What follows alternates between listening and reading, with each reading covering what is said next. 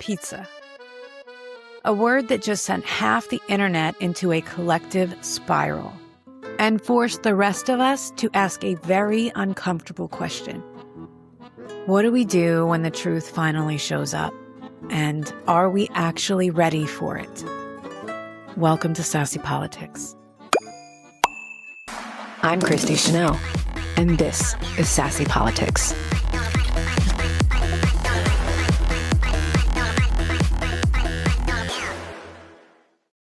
So here's what I've been doing this week. I was on my final trip for my leadership program with my job. Meetings, strategy, operations, and workflows. How to make a work order move smoother. How to lead a team better. How to build something functional in a world that pretends to be normal. And meanwhile, in my phone, the world is on fire. The Epstein files are dropping. People are talking about pizza, codes, abuse, corruption, and babies. Real or not, half true or not, it is freaking heavy. I'm sitting in a conference room talking about KPIs while my group chat is blowing up about elite pedophiles and global corruption.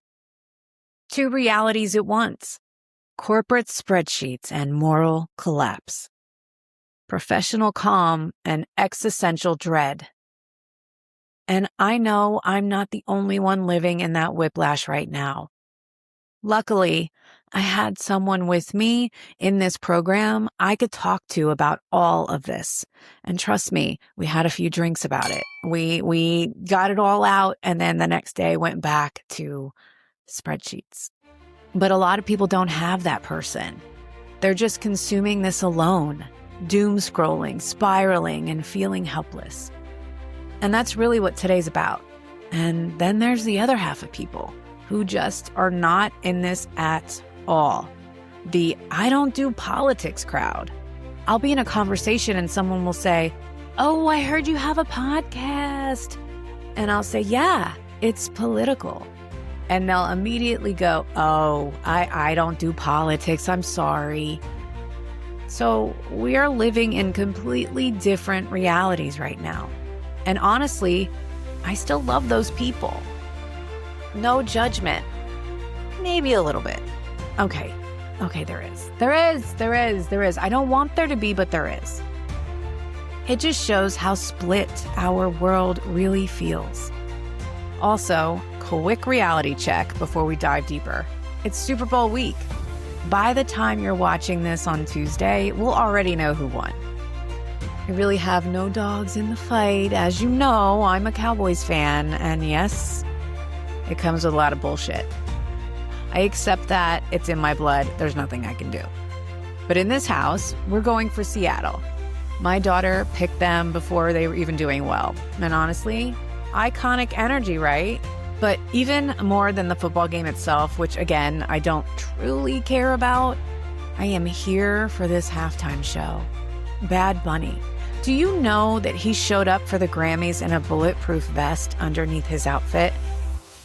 Do you know he didn't bring his loved ones to the Grammys, where he won, by the way? I want you to sit with that for a minute. So Bad Bunny and Green Day, and we already know how political Green Day is, right? Freaking chef's kiss. I will be up out of my seat going crazy. I'm the most excited about that. And I will say, if you watch Turning Point instead, respectfully, you're on my ick list. Just keep moving. There will be judgment on you, 100%. Okay. Back to the pizza. The latest release of the Epstein documents was massive. Not a clean, neat, here's the truth. No, it was millions of pages of raw investigative material. Emails, tips, leads, rumors, real allegations, and unverified claims.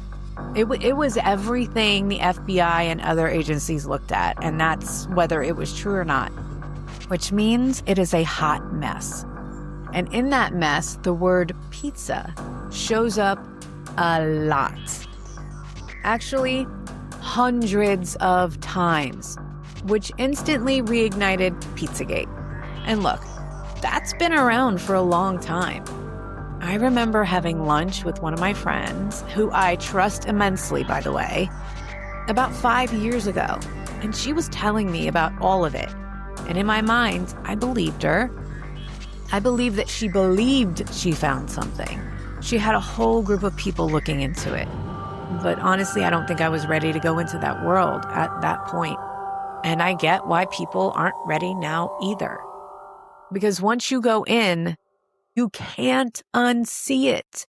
You can't go back, especially when it comes to children. So let's be very clear. The original 2016 Pizzagate theory about Comet Ping Pong was investigated and debunked. Okay, so it's been debunked, right? Okay, here's where this gets complicated and where a lot of people are reconnecting those dots. After the original Pizzagate claims, a man named Edgar Madison Welch drove from North Carolina to Comet Ping Pong with a gun. He was believing the conspiracy. He fired shots inside before surrendering. Thankfully, no one was hurt. He later said he was wrong. He admitted there was nothing there. But around that same time, people online were circulating disturbing images from an Instagram account they claimed was connected to the restaurant or its owner.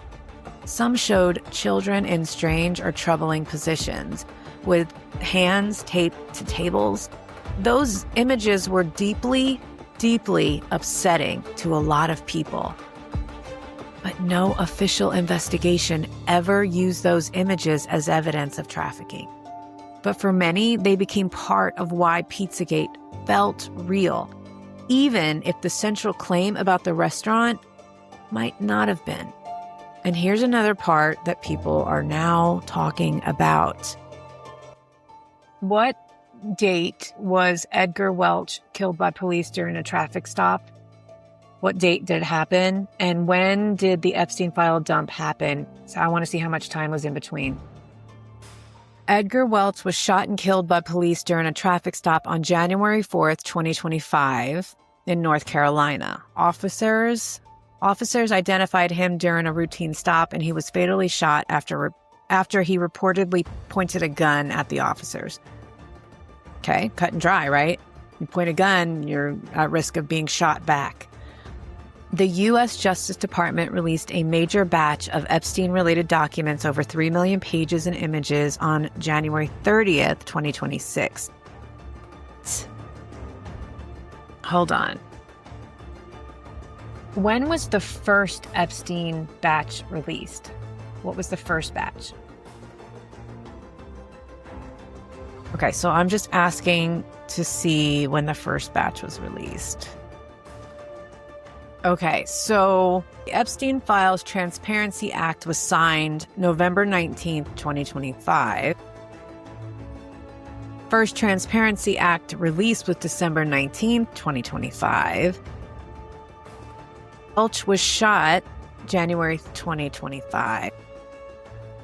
I mean, coincidence? Maybe. Maybe all of this is bullshit and we are making stuff up. That's not for me to tell you. I mean, maybe everything's made up. But these are the facts. November, December, January, right? So some people do see that timing as a coincidence. Others see it as suspicious. Either way, it's part of why this moment feels so charged. Now, here's the part that I think we should sit in. We've never been taught how to process information like this. We've never been prepared. It's a lot. It's a lot to comprehend. It's a lot of people. It's a lot of power, and it's a lot of confusion over how to react. So what do we do with that? How do we stay grounded? How do we stay sane? How do we care without losing ourselves? For me, this is where mental health and alignment become political. You cannot fight corruption if you are mentally shattered. That's what they want. You can't build community if you are constantly spiraling. You can't see clearly if you are living in fight or flight. I am not a therapist, but I am someone trying to learn how to hold hard truths without breaking under their weight. And in the community I'm building, we have social workers and retired therapists. They all understand trauma. I want to lean into that. I just think I want to process all of this with you responsibly. Because seeing a clip of someone in Atlanta screaming, people are eating babies. Because the Epstein files have been released. All of y'all are acting fucking normal. Epstein files have been released. And all of y'all are acting normal. All of y'all are acting normal. They can laugh, but y'all can Google it. They can laugh, but y'all can Google it. The Epstein files have been released, and all of y'all are acting normal. All of y'all are acting normal. It really constipated. They might not lost their goddamn mind. Airport is acting normal. Everybody's calling. No, hey, you shut the fuck up. Wait, don't say nothing. Because the Epstein files, what I'm reading, and everybody in this room can read. If you go to Google, right now, everybody. Whether that claim is factual or not, and I seem to lean towards factual, that is my opinion. The fact is that people are that emotionally unhinged. The fact that people are screaming in public airports, and ironically, it was Atlanta, which ironically, I was also in. I was just in a different terminal, right? Coincidence, absolutely, but jarring nonetheless. People are that emotionally unhinged, and that should tell you that this moment is affecting us in such a way that nobody truly understands how to move through it. If you take one thing from today, let it be this. Do not assume everything in those files is true. I got caught up in this picture of 2 frozen chickens and then a baby's leg and foot in the center. Everything else was redacted in the middle. I got caught up in that picture and absolutely spiraled because of it. Right now, we have absolutely no proof it was real. Was it in the files? Yes. But was it something that was sent to the FBI and they were investigating, so they just released it in this pile? Most people think that's the case. Again, we don't have any proof of that picture. So we really should go through the things and decide what is factually true, and we can follow the trail back, and what might not be. I think that may help in deciding what we absorb and react to versus what we kind of push out as a maybe but not a fact. I hope that makes sense. I know that picture really screwed with my mind. Do not assume everything in those files is true. I'm going to say that one more time. Do not assume everything in those files is true. But do not assume everything is false either. Sit in the uncomfortable middle. Ask questions. Check sources. Talk to people you trust. Take breaks from the news. Protect your nervous system. We need you in this fight with us. You are allowed to care about children and justice without drowning in the panic. They want you to drown in the panic. I want to be your floaty. I want to help you make it through it. I need you to be my floaty. So this is what I want you to leave with, okay? Something real. Something you can hold on to. Right now, the world feels dark, confusing, chaotic, And a lot of us feel small in it. Like, what difference do we make? How can we even move forward? But you are not powerless. Your voice matters. Your clarity matters. Your community matters. If you are overwhelmed, reach out to a safe person tonight. Just one. Text them, call them, or just sit with them. Go have a drink. You do not have to carry this alone.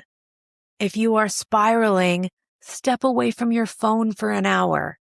Drink some water, take a breath, ground yourself in something simple and human. Take a walk, go in the backyard, take your shoes off, and touch some grass. There has been some known things from doing that. And I want you to remember this. Truth may be messy, but we are still capable of building something better together. United. Because honestly, that's where our strength is. Our strength is in each other. Our strength is in our community. Our strength is in our connection. Don't isolate yourself. We can care deeply without breaking. We can seek justice without losing our ever-loving fucking minds. We can walk through this moment side by side. I know it sounds hokey and ridiculous, but I know that the moments that I have actually felt better, it's been because I have shared my grief, my hurt, my craziness with someone else. You are not alone. I promise you, you are not alone. And that matters. I will see you next Tuesday. Okay? Until then, take care of your mind, your heart, and each other. This is Sassy Politics, and I'm Christi Chanelle. See you next week.